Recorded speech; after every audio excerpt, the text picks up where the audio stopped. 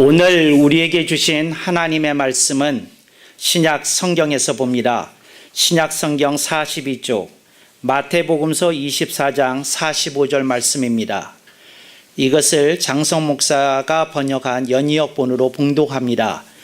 충성되고 지혜 있는 종이 되어 주인으로부터 그 집사람들을 맡아 때를 따라 끼니를 챙겨주는 이가 누구뇨? 아멘. 오늘 우리는 성령님 아래 성경 위에 하나님의 말씀을 듣기를 원합니다. 오늘 여러분들이 주목하실 설교 제목은 끼니를 챙겨주는 이입니다. 끼니를 챙겨주는 이라는 말은 장성 목사의 번역 용어입니다. 이것을 개역 성경에서는 어떻게 번역을 했는고 하니 양식을 나눠줄 사람이라고 하였습니다. 그래서 양식을 나눠줄 사람이라고 한 번역, 훌륭한 번역입니다. 그렇지만 그 양식을 나눠준다고 했을 때에는 조금 의미가 제대로 전달 안 될 수 있다고 생각하여 번역을 고쳤습니다. 우선 그 양식을 나눠준다고 했을 때에는 오곡을 나눠준다는 의미로 받아들일 수도 있습니다. 그러니까 쌀이나 보리나 또 밀가루를 나누어준다는 뜻으로 이렇게 생각해 볼 수도 있습니다.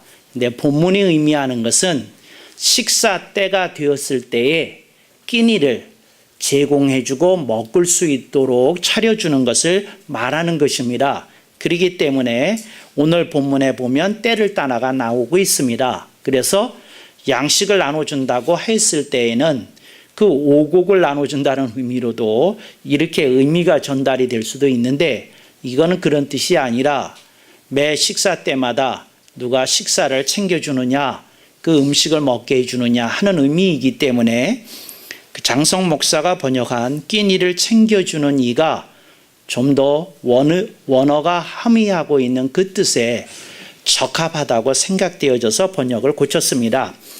오늘 본문에 있는 말씀을 보면서 여러분들은 끼니를 챙겨주는 이에 대해서 좀 생각해 볼 수 있기를 바랍니다.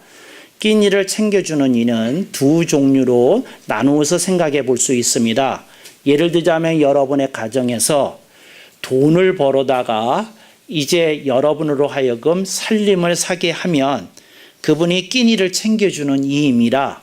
그러니까 여러분들이 누가 이렇게 밥벌이를 해서 밥을 먹고 살게 해주는구나 그 뜻이 있습니다.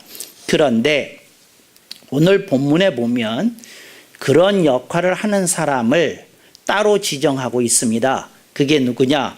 본문 말씀의 두 번째 줄을 보겠습니다. 주인으로부터 주인이 나옵니다. 이 주인이 물주입니다. 이 주인이 그 곳간에다가 양식을 저장하고 있는 분입니다. 근데 주인이 하는 말은 종들에게 너희들이 나가서 돈을 벌어오라 하는 것이 아닙니다. 너희들이 나가서 무슨 소득을 올려라 그런 것이 아닙니다. 내가 곳간에다가 양식을 준비해 놨다. 그러니 너희들은 그것을 가지고 끼니 때마다 밥상을 차려주고 음식을 만들고 해서 사람들이 음식을 먹게 해주라 하는 뜻이 오늘 본문이 담겨져 있는 뜻입니다. 그래서 오늘 끼니를 챙겨주는 이가 누구냐? 좀 더 정확히는 이제 음식을 만드는 이이고 또 하나는 밥상을 차려주는 이다. 이렇게 여러분이 기억하실 수 있기를 바랍니다. 그래서 여러분들은 밥을 먹을 때 세 곳에서 은덕을 입고 있는 겁니다. 누군가가 밥벌이를 했기 때문에 밥을 먹고 있는 겁니다. 두 번째로 누군가가 음식을 만들었기에 먹고 있는 겁니다. 세 번째로 누가 밥상을 차려줬기에 식탁을 차려줬기에 밥을 먹고 있는 겁니다. 그래서 여러분들이 언제나 식사할 때마다 나에게 끼니를 챙겨주는 이가 누군고 이렇게 생각하면서 살면 그 의미가 더욱 심화되리라고 믿습니다. 그런데 오늘 주님이 하시는 말씀이 재밌습니다. 그래서 여러 학자들이 오늘 마태복음서 24장 45절에 대하여 다양한 해석을 하고 있습니다. 그 다양한 해석 중에 가장 대표적인 해석은 끼니를 챙겨주는 이가 누구냐 하는 질문에 대하여 이제 설교자가 그렇다고 상당수의 학자들이 1차적으로 제시를 합니다. 그 이유는 주인이 양식을 주었다. 뭘 줬다는 겁니까? 복음을 주었다는 겁니다. 무엇을 주었다는 겁니까? 성경을 주었다는 겁니다. 그러니까 성경과 복음을 가지고 그것을 매 설교 시간 때마다, 이걸 본문에서는 때를 따라 이렇게 했는데, 그러니까 주일에는 주일 예배 시간에, 수요일에는 수요 경배 시간에, 금요일에는 금요 경배 시간에, 또 새벽에는 새벽 기도회 시간에 이렇게 그 하나님의 말씀을 먹여주는 이가 끼니를 챙겨주는 이가 아니겠느냐, 이렇게 해석을 합니다. 그래서 상당히 많은 이들이 아하, 이건 목사님들한테 주신 말씀이구나, 복음을 증거하는 이들에게 주신 말씀이구나, 이렇게 이제 받아들이는 1차적인 해석이 있다는 거 여러분이 기억하실 수 있기를 바랍니다. 만약에 그 해석이 옳다고 하게 되면, 저는 그 해석이 틀렸다고 생각지는 않습니다만, 그렇게만 머물게 되면 어떻게 되는고 하니, 마태복음서 24장 45절 말씀은 목사님들만 이렇게 기억하고 또 암송하면 될 구절이 되는 겁니다. 그러니까 일반 성도들은 이 구절은 목사님들을 설교하시는 분들에게 주신 말씀이래, 우리한테는 별로 해당 사항이 없대, 그러니까 우리는 45절은 이제 건너뛰자고 뭐 이렇게 생각하실 수도 있습니다. 그런데 저는 이 말씀이 조금 더 폭넓게 해석되어질 필요가 있다고 생각을 합니다. 좀 더 폭넓게 해석되어질 필요가 있다 하는 말은 무슨 말인고 하니, 끼니를 챙겨주는 이가, 그러니까 말씀을 먹여야 될 이가 목사님들 밖에 없겠느냐는 겁니다. 그러면 말씀을 먹여줘야 되는 이가 누구냐 하는 겁니다. 예를 들자면 어떤 집에 아내가 굉장히 힘들어합니다. 그리고 괴로워하고 자신의 존재감이나 자신의 인생이나 또 자신의 고민이나 이런 것에 대해서 굉장히 힘들어합니다. 그렇다면 자 보겠습니다.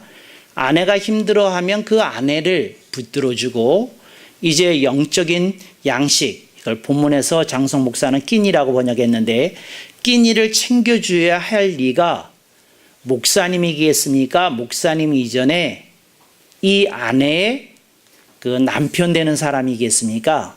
남편이 끼니를 챙겨줘야 된다 하는 것을 여러분들이 얼른 알아들으실 줄로 믿습니다. 예를 들자면 자녀가 괴로워할 때 그 자녀에게 끼니를 꼭, 그 영적인 양식을 꼭 학교의 담임 선생님이 해야 될 일입니까? 그렇지 않으리라고 봅니다. 아들이 괴로워하면 그 아들을 키우고 있는 부모님이, 아빠와 엄마가 먼저 이 아이에게 어떻게 해줄 수 있어야 되겠습니까? 끼니를 챙겨주는 이가 되어야 합당한 줄로 믿습니다. 또 이 사람에게 형제가 있다면 형이나 동생이 어떻게 해줄 수 있어야 됩니까? 이 사람에게 위로를 주고 격려를 주고 소망을 줄 수 있어야 됩니다. 그러면 그 형제가 혹은 부모가 혹은 또 선생님이, 여러 사람들이 뭐를 할 수 있는 대상이 되는 겁니까? 끼니를 챙겨주는 이가 될 수 있다는 겁니다. 그래서 여러분들이 끼니를 챙겨주는 이가 누구냐, 이렇게 주님이 물으십니다. 끼니를 챙겨주는 이가 누구냐 하고 물으시는데, 이게 조금 오늘 본문을 자세히 들여다보면, 논리학적으로 이렇게 들여다보면 조금 어불성설입니다. 말이 안 되게 주님이 질문하고 계십니다. 이게 무슨 말이냐면, 주님이 분명히 질문하고 계십니다. 때를 따라 끼니를 챙겨주는 이가 누구뇨 하고 물으시고 계십니다. 근데 제가 이게 질문이 성립이 안 된다고 한 이유는, 예수님은 이 질문을 시작하시면서 답을 가르쳐주고 질문을 하십니다. 그래서 끼니를 챙겨주는 이가 누구냐? 충성되고 지혜 있는 종이라는 겁니다. 그러니까 충성되고 지혜 있는 종은 끼니를 챙겨준다, 이렇게 하고 시작했으니 이게 말이 안 되는 거죠. 답이 뭐겠습니까? 충성되고 지혜 있는 종이라면 뭐를 할 수 있다는 겁니까? 영적인 양식을 제공해 줄 수 있다는 겁니다. 그래서 여러분들이 아하, 이거구나, 충성되고 지혜 있는 종이 되어야 되겠구나 하는 것을 알 수 있습니다. 근데 이걸 보겠습니다.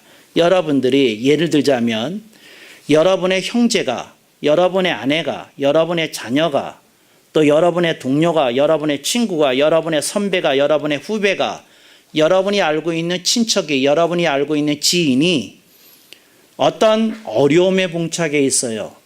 고민을 안고 있어요. 상당히 힘들어하고 있어요. 그랬을 때 여러분들이 스스로 생각하기를 신경 꺼. 알아서 하겠지. 나는 내일도 바빠. 이제 이런 태도를 가지시게 되면 그런 분을 주님은 뭐라고 부르느냐? 충성된 종은 아니라는 겁니다. 근데 그런 태도를 보이면 그냥 충성된 종은 아니라는 겁니다. 충성된 종이 누구냐? 내가 알고 있는 사람들이 힘들어할 때에 그 힘든 걸 포착하고 내가 할 수 있는 만큼 도울 수 있는 길이 무엇인지에 대해서 관심을 품는다는 겁니다. 내가 마땅히 도울 일이 없다면 기도라도 한다는 겁니다. 또 내가 딱히 그 사람에게 큰 도움이 되지 못한다면 위로의 말이라도 전해준다는 겁니다. 근데 그게 뭐냐? 그게 충성된 종이라는 겁니다. 근데 여러분, 충성되지 않은 종이라는 사람들은 어떤 사람이냐? 자기에게 함몰되어 있는 사람입니다. 자기에게 푹 빠져 있는 사람입니다.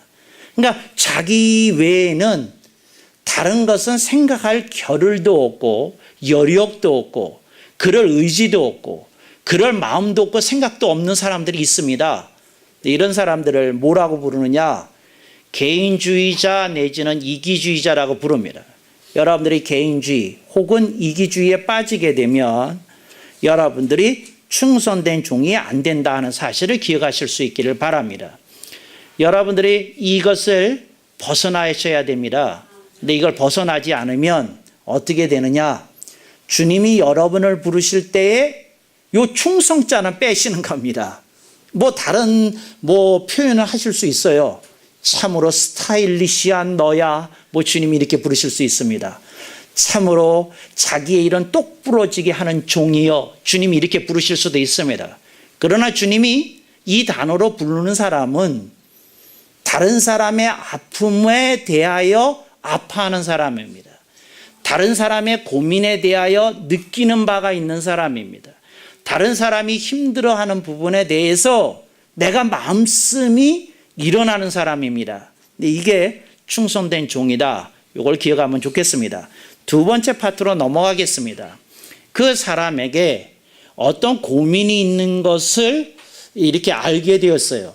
그 사람한테 그래 힘내 그러고 커피 한 잔을 대접해 줬더니 그 사람이 자기의 고민을 털어놓는 거예요. 이제 듣는데 여러분 바로 이 대목에서 중요한 부분이 있게 됩니다. 그 사람이 의논하자고 하소연하면서 털어놓은 문제는 들어서 알았어요. 그랬는데 여러분에게 멘탈이 없으면, 여러분에게 지혜가 없으면, 여러분에게 머리가 없으면, 조금 속된 표현으로 쓰면 여러분에게 짱구가 없으면 주님은 뭐라고 그러느냐? 너에게 지혜가 없기 때문에 남을 도울 수 없다는 겁니다. 이걸 아셔야 됩니다. 친구들이 뭘 고민하는지 아는 사람은 많아요. 그런데 어떻게 도와줘야 되는지를 모르는 경우가 훨씬 더 많습니다. 왜 그러느냐? 지혜가 부족하기 때문에 그렇습니다. 그래서 주님이 뭐라고 그랬는고 하니 네가 다른 사람에 대하여 관심을 갖는 것으로 충분하지 않다. 너 충성된 종이 되었구나. 그런데 네가 지혜 있는 종이 되지 않으면 그 사람을 제대로 도울 수가 없다는 겁니다. 아들이 뭘 고민하고 있는지는 알겠어요. 근데 아버지가 저걸 어쩌지 그러다가 중고등학교 시절 다 지나갑니다. 근데 아버지가 관심 없었던 거 아니에요. 관심 있었어요. 용돈도 줬어요. 같이 목욕하러도 갔어요. 같이 영화 보러도 갔어요. 이제 그거는 했는데 아들이 고민하는 문제에 대해서 어떻게 해야 되는지는 몰랐어요. 그러니까 무슨 종은 됐는데 무슨 종은 안 될 수 있다는 얘기입니까? 충성된 종은 되었는데 지혜 있는 종이 안 되는 부모가 많고 형제가 많고 친척이 많고 친구가 많고 선배가 많고 동료가 많고 후배가 많다는 겁니다. 아멘은 절대 안 하시는군요. 그게 알았어요. 여러분들은 그냥 다 잘하시고 계시는 분으로 제가 치부해 드리겠습니다. 아멘. 그런데 충성되고 지혜 있는 종이라는 건 그런 뜻입니다. 주님이 하시는 말씀이 다른 사람에게 조금 관심을 가져라. 그 사람의 아픔에 대하여 네 마음이 좀 열려서 그걸 좀 느껴라. 이게 충성된 종입니다. 그런데 얘야, 네가 하나님의 말씀이 너에게 있지 아니하면 네가 그 사람을 도울 길을 찾을 길이 없단다고 말씀하더라는 거죠. 그래서 주님은 우리들에게 말씀하십니다. 답을 줘놓고 말씀하십니다. 충성되고 지혜 있는 종이라야 낀일을 챙겨줄 수 있다. 이렇게 말씀을 하시면서 물으시기를 너는 충성되고 지혜 있는 종이냐? 이렇게 물으시는 겁니다. 그러니까 여러분들이 충성이 되느냐 지혜 있는 종이 되느냐 이걸 여러분들이 가슴에 새기실 수 있길 바랍니다. 그러면 충성된 종이 되려면 두 가지에서 벗어나야 됩니다. 개인주의나 이기주의로부터 벗어나야 됩니다. 그러니까 이 개인주의나 이기주의에 머물러 있는 사람은 주님이 충성되다고 부르지는 않습니다. 똑똑해서 실수 안 하는 종이요. 주님이 이렇게 부르실 수 있습니다. 그렇지만 이 사람이 아무에게도 마음 씀씀이가 없고 아무의 아픔에도 눈물이 안 나오고 아무의 아픔에도 마음이 저리지 않는 사람, 이 사람을 보고 주님은 충성되다고 부르지는 않는다는 겁니다. 그래서 이제 충성된 자가 안 되는 사람의 특징이 뭐냐? 이기주의 내지는 개인주의에 머물러 있습니다. 그러니까 여러분들이 이거 정말 좀 심각하게 생각하셔서 내가 정말 생각하는 영역이, 내가 아파하는 영역이 나한테 머물러 있는지 여러 사람에게 머물러 있는지를 보실 수 있기를 바랍니다. 자녀를 키울 때 보면요, 자녀가 그 엄마 아빠의 그 어떤 부분에 대해서 느낌이 와서 말 한마디를 하면 엄마가 하는 말이 철이 났네 이렇게 하는 겁니다. 엄마가 부엌에서 팔을 썰다가 손을 갑자기 비웠어요. 딴 생각을 하다가 살짝 비웠어요. 피가 나는데 피 나는 거를 이 딸내미가 봤어요. 6살짜리가. 그러고는 와가지고는 엄마 아파? 엄마 아파? 엄마 안 울어? 엄마 안 울어? 이럽니다. 근데 엄마는 이 꼬맹이가 그 얘기를 하는 순간 마음이 흐뭇한 거예요. 뭐가? 엄마의 아픔에 지가 피 흘릴 때를 생각해서 동참해 주는구나. 그래서 엄마가 하는 말이 철이 났다고. 또 엄마가 또 과장법을 써서 또 동네방네 또 얘기합니다. 애가 다 컸다고. 아니 6살짜리가 커야 얼마나 컸겠어요. 근데 다 컸다고 뭐 자랑합니다. 근데 왜 그랬을까요? 왜 그랬느냐면 아이에게서 자기만 생각하는 어떤 틀에서 벗어나기 시작했다는 겁니다. 그래서 여러분 제가 두 번째 얘기를 합니다. 이기주의 내지는 개인주의에서 벗어났다. 이제 벗어나는 거. 그래서 제가 두 번째 얘기했는데 그걸 벗어나야 되고, 두 번째는 철이 나야 됩니다. 철이 나야 됩니다. 충성된 종이 되려면 철이 나야 됩니다. 요거 기억하실 수 있길 바랍니다. 이게 철이 나야 됩니다. 여러분, 사람이 어른이 되면 철이 날 것 같죠? 철이 안 납니다. 왜 철이 안 날까요? 그 이유는 사람들에게 상처받기 때문에 그렇습니다.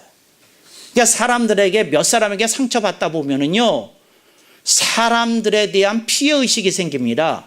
피해의식이 생기는 사람은 이렇게 사람들에 대하여 이렇게 저 사람이 아파할 수 있다, 힘들어할 수 있다, 괴로워할 수 있다, 그런 생각보다도 나 자신을 지켜야 된다는 생각이 너무 강해서 그 생각은 하고 싶지가 않은 거예요.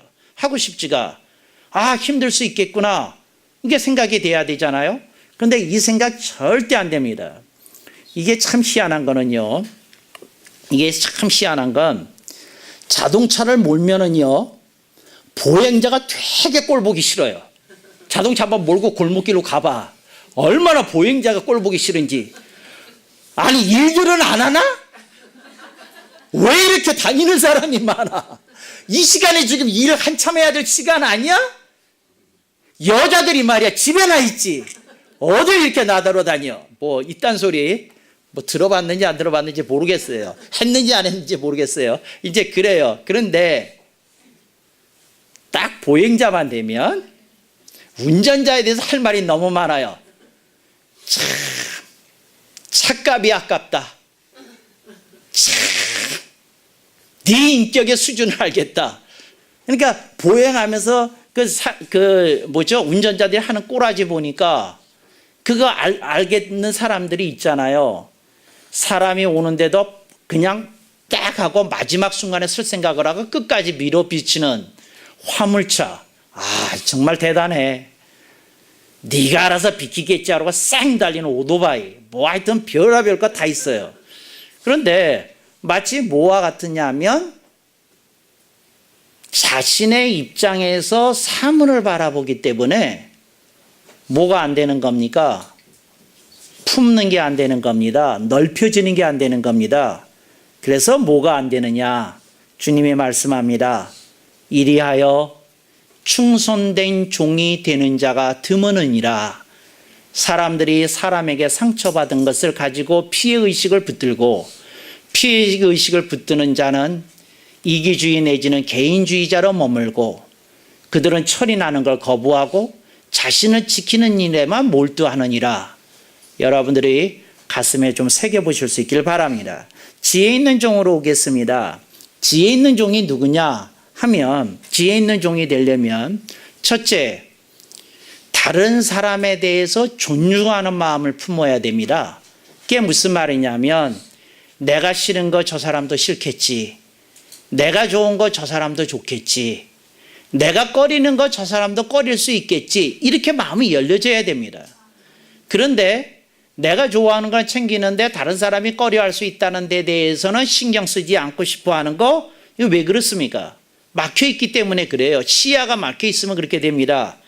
조금 여러분이 지혜가 열리려고 하면 다른 사람을 존중하는 그런 태도부터 가지실 수 있길 주님의 이름으로 축원합니다. 그 다음에 지혜 있는 사람이 되려고 하면 겸손해져야 됩니다. 나는 좀 더 배워야 된다. 나는 좀 더 힘써야 된다. 이렇게 생각해야 됩니다. 그런데 여러분, 사람이 공부를 안 하는 사람들의 특징이 뭐냐면 성격 가지고 살려고 그래요. 아니 정말이에요. 여러분, 성격 가지고 인생 살려고 그러면 독한 아저씨, 독한 아줌마로서는 성공합니다. 그러나 따뜻하다, 멋지다, 귀하다 이런 말 듣는 일은 없을 겁니다. 그런 아저씨나 아줌마가. 여러분들이 조금 지혜에 대해서 좀 생각해 보면서 여러분들의 마음이 열려지시기를 주님의 이름으로 축원합니다. 지혜 있는 사람이 그러하기에 자신의 부족함과 연약함을 알아서 겸손합니다. 세 번째, 지혜 있는 사람이 뭐냐? 말씀을 부지런히 먹는 사람입니다. 우선 말씀이 들어가야 됩니다. 그 컴퓨터 용어에 이런 말이 있습니다. 입력, 출력. 이게 무슨 말이냐면 컴퓨터의 데이터베이스에 입력이 된 것만 출력이 된다는 말입니다. 제가 묻겠습니다. 컴퓨터 데이터베이스에 입력 안 된 게 출력 가능하지요? 아직도 대답을 망설이시는 분, 가능하지요? 아니요가 맞습니다. 근데 입력돼야지 출력이 되지 않습니까? 이게 무슨 말이냐면, 우선 말씀이 입력이 되어야 출력이 될 날이 있는 겁니다. 그래서 여러분들이 자녀들의 말씀을 먹는 일에 여러분들이 힘껏 도와주시고 여러분들도 말씀을 먹는 일에 힘쓸 수 있기를 주님의 이름으로 축원합니다. 어떤 친구가 교회를 안 다니는데 교회를 다녀봤어요. 그런데 교회에서 상처를 받고 떠났는데 그 친구가 하루는 밥을 사주면서 그러더라고 그래요. 야, 네가 네 교회 가자고 밥을 3번 샀는데 내가 그 네 밥 3번 얻어먹은 것 때문에 취하게 생겼다. 내가 밥을 오늘 한번 사겠다. 그러면서 비싼 밥을 사주면서 하는 말이, 그런데 너는 내내 나한테 질문을 하던데 오늘은 내가 너한테 묻자. 그러면서 하는 말이 교회 가면 뭐가 좋냐? 말하지 마. 내가 먼저 얘기할게. 교회 가면 뭐가 좋냐? 내가 이해 안 되는 걸 얘기할 테니까 네가 대답해보라. 첫째, 교회를 일찍 가면 첫째, 드라마를 못 본다. 둘째, 조금 내가 여유 있는 시간이 줄어든다. 셋째, 잠자는 시간도 줄어든다. 내 생각에 이러더라. 근데 너 교회는 왜 가냐? 이렇게 묻더라는 거예요. 그랬더니 이분이 지혜로운 분이었나 봐요. 이렇게 대답했다고 그래요.